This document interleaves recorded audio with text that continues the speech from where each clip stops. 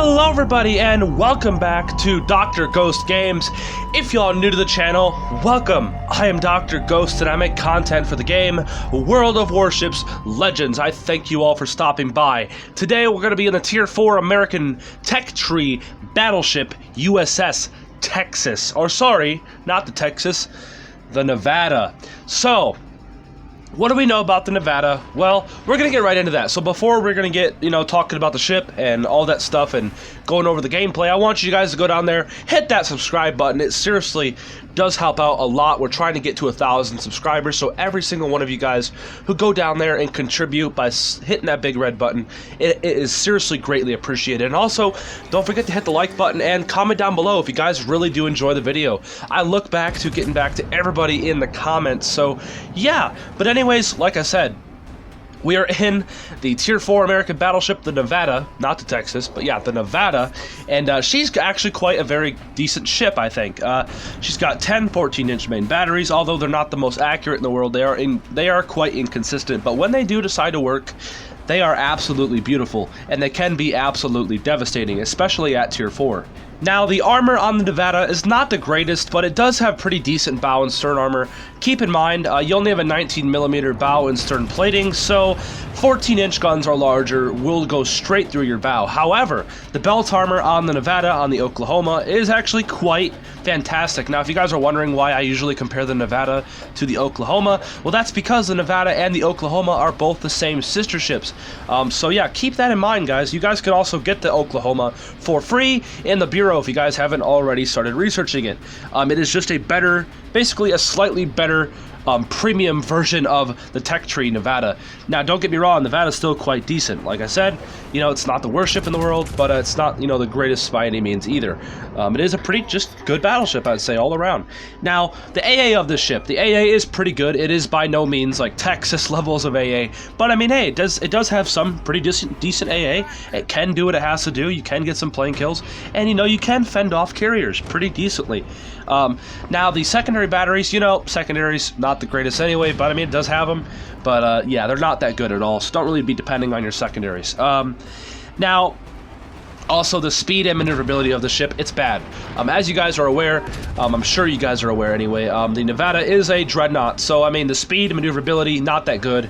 You'll be regularly going between 15 to 18 knots in your American dreadnoughts. So yeah, speed, maneuverability, not good. That's the one major weakness that everybody seems to just love, right? Everybody loves the speed and maneuverability of the Nevada and the Oklahoma, Texas, New York, really all the low-tier battleships all the way up to Colorado.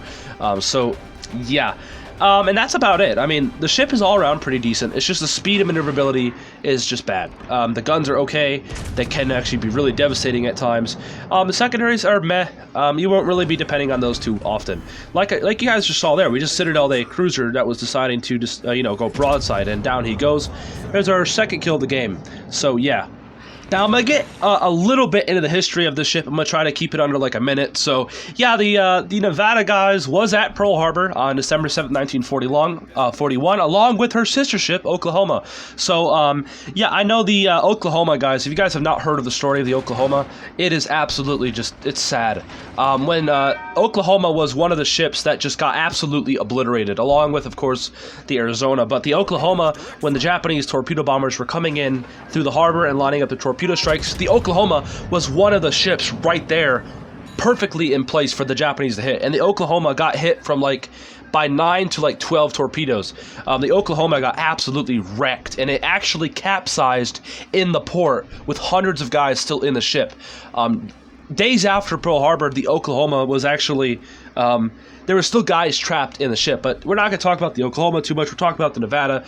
So yeah, the Nevada was also in Pearl Harbor on that horrible, horrible day. Not really much happened in the Nevada. I believe it actually managed to, I don't know if it was actually the ship that managed to actually get moving. I believe she actually ran aground in the port. She tried to keep moving. The captain of the ship managed to actually get, almost out of the harbor, but unfortunately she did manage to run aground, like I said. So yeah, also the Nevada was at was at Normandy during the invasion on D-Day. She did provide shore bombardment on the shore batteries for the Allies. A lot of the time, the guys that were the Marines that were on the shoreline, they would usually call in artillery fire, and the Nevada would usually return fire for those guys precisely. The Nevada landed a lot of very, very accurate hits on the bunkers and on a lot of the key targets on Omaha Beach. So yeah, it was absolutely fantastic. Nevada had a very cool service record. I'm sure there was more to it, but that's just some of the stuff I know off the top of my head about the Nevada. Nevada was at Pearl Harbor, and the Nevada also later on managed to go, like I said, to Normandy during the D-Day landings, and she managed to absolutely wreck some of these shore bombardments. And also, speaking of absolutely getting wrecked, that Furataka not having a good time. But yeah, so that's about it, the story of the Nevada. I'm sure there's more. If you guys really want to go look deep into the history of the Nevada, you guys can go on Wikipedia. That's really usually a really good source. They have a lot of stuff on there. So yeah, now anyways, we're up to about 63,000 damage. We have 3 kills, so we're not doing too bad, and we could potentially get a Kraken. Now, notice what this Svetlana is doing. He is deciding to rush at us. I don't know if that's the boldest strategy in the world, but yeah, let's see if it pays off for him. And, we're waiting for our guns to reload, and like I said, they're inconsistent at best, and yeah, what was that? We never know, actually. We don't even know what that was. It's just some BS. But like I said, guys, guns are not that consistent on the Nevada or on the Oklahoma or really any American battleships from Tier 3 all the way up to Tier 6. The guns are kind of just wonky. But, you can still get lucky. You can get some really good salvos. Trust me, it happens quite a bit every match. But, you still get occasionally those troll shots. Not much you can really do about that. But, yeah, so our secondaries are going off. Like I said, they're not the greatest in the world, but, I mean, we are still scoring a hit or two every so often. Speaking of getting a hit or two, we did manage to hit them with our main batteries. We didn't do much, but there we go. That's a much better result. We get a couple penetrations there, showing that Svetlana, what's up. Now, if you guys are not aware, what do you think the Svetlana is trying to do? Why would he be rushing us down? Well, he's trying to get his 4-kilometer torpedoes off. So we're not born yesterday. We're not dumb. So we are turning away, keeping our distance. We know he only has 4-kilometer torpedoes. This is why I always encourage people to play all your ships. Play all the ships throughout all the tech trees. Because, I used to play the Svetlana quite a bit when I was trying to get the Kirov. And I know that the Svetlana has 4-kilometer torpedoes. It has 6 of them. And, yeah, we managed to keep distance and keep them at bay. And we absolutely obliterate them. And we got our 4th kill. We also got a Citadel on them. We're up to 85,000 damage. And we have a high caliber. And there's the torpedoes. We saw those coming from a mile away, even when we didn't technically see them. We just know what these guys are planning, basically. He was trying to line up a torpedo salvo, which just did not work for him. So, yeah, we'll take it. And we're trying to hunt for a Kraken. Now, we need to get these caps. We don't really need to, but we should get these caps. Keep the points lead. And that's very, very crucial, guys. Remember, battleships can also capture points, too. Destroyers don't have to always cap. If you're a battleship and there is a capture zone right next to you and it's just uncontested, go into it, cap it. Points are very, very important, and points is how you win games, guys. It may not be the funnest in the world, but still, even when you guys capture a zone, guys, you guys get a whole bunch of XP, and you guys also get, because you got a whole bunch of XP, you get a bunch of credits. So, you should always be doing your job, no matter what ship you're in. Do what you have to do to win. I don't know how many times I've said it on this channel, but, like I said, guys, just do what you got to do.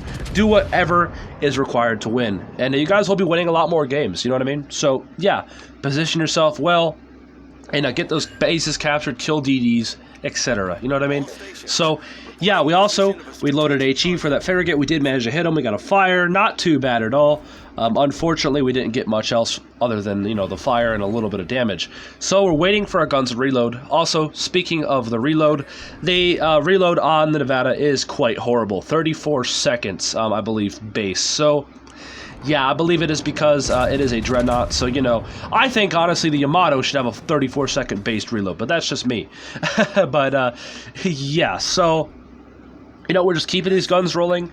We finally slipped into the cap here, and we are now going to start flipping it. And, yeah, we also, we use our horn there, and look at the flare, guys. Pretty cool indeed. But, yeah, the match is coming to an end. We're only got about a couple minutes left here. We're up to 87k damage. We've done pretty good up to this point, and we're trying to get a Kraken. I'm like, please, somebody, come out here so I can get me a Kraken. And hopefully, eventually, somebody will come out here. Now, I was spamming in chat. I don't know what the hell I was doing. I was pissed about something. But, oh, I was saying I need intelligence data. Ah, yes, I want that Kraken, don't I? So, I think at the time I was spamming I need intelligence data, hoping that one of our teammates would spot that destroyer. Yeah, so we are going to have the cap in about 8 seconds, and that will be good for our team. Like I said, guys, do your job. Even battleships can cap, don't forget. So, yeah, now we're just waiting to get this destroyer spotted. Keep in mind, we are not spotted, so that means he is somewhere in that capture zone over there, in the middle cap. He's either hiding in a smoke screen, or actually, he just came out of it, potentially. So, because we are spotted right there, guys, as you all can see. And, yeah, we're waiting, hopefully, for him to make a mistake. I'm hoping that he's just going to decide to get ballsy and try to rush me down and tort me.